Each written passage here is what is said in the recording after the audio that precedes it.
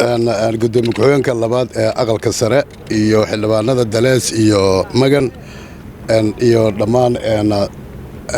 guddiga farsamada gurmadka oo wiilasha oo runtii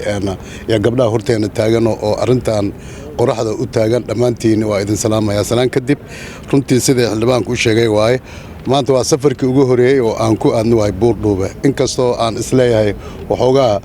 dhankan waa laga gaabay aan isleeyahay dhanka Beledweyne baa loo yaacay aan isleeyahay marka waa markii ugu horeysay oo diyaaradii ugu horeysay hadda loo diro waay oo meeshaasi loo diro waay marka waxaan guddiga gurmadkana ka codsanaynaa in ma aragtay runtii gobolkan ama Buurdhuube iyo Baardheere labadii ugu horeysay iyo Eelcadde waa meelihii ugu horeeyay oo runtii reportka laga soo saaray markii ugu horeeyay marka waxaad moodaa in waxoogaa la yaraynayaad moodaa meesha dhib baa ka taagan webiga oo dhan beerihii oo dhan waa baabi'iyay biyaa galay marka waxa waaye dadkan waxay ku noolaayeen markii hore beeraley ahaayeen mar haddii beerihiina webiga uu ku sii daayay oo beerihiina ay baabi'een motooradii webiga ay qaadeen mar horena reportka loo soo gudbay marka in waxaan codsan lahayn in loo soo gudbo weli waxaa ka diran waxaan hadda annaga aan wadno agabka ah waxaa ka diran meeshaan cunto ma jirto waayo wadooyinka oo dhan waa ka xiran yihiin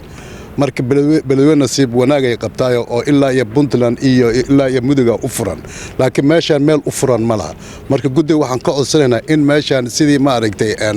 yaani raashin loo geyn lahaa in laga shaqeeyo degmooyinkan oo ka kooban ayaan codsan lahayn marka runtii wixii faahfaahina gudoomiyaha labaad ee aqalka sare ayaana la jira asaana idin faahfaahin doon waa maasantiin intaan gudoomiyaha la gaarin safarka hore wuxuu ku tagtay Baardheere san filayo maxaa kala soo kulantay wallahi safarkii hore Baardheere aan ku tagay guddiga report waa soo siinay reportkii hore sidii uu naloogu keenay ani markaan tagay wax ka duwan oo ka weyn aan u tagay meesha dhib oo yaalo waan u soo gudbiyay reportkaasi guddiga fataadahan u soo gudbiyay meeshaas naftirkeeda laba diyaarad waa ligay agab dadkan hadda agabkii waaba laga daran yahay baran waxay u baahan tahay biyo nadiif ah iyo waxay u baahan yihiin wax la yiraahdo raashin ay u baahan yihiin waayo wadooyinka dhan waa ka xiran yihiin meel u furan ma laha Buurdhuube Baardheere Eelcadde meel u furan ma laha Eelcadde kulligood marka waxay u baahan yihiin raashin ay u baahan yihiin marka guddiga waxaan ka codsanaynaa meeshaasi in sidii raashin lagu geyn lahaa in laga fikiro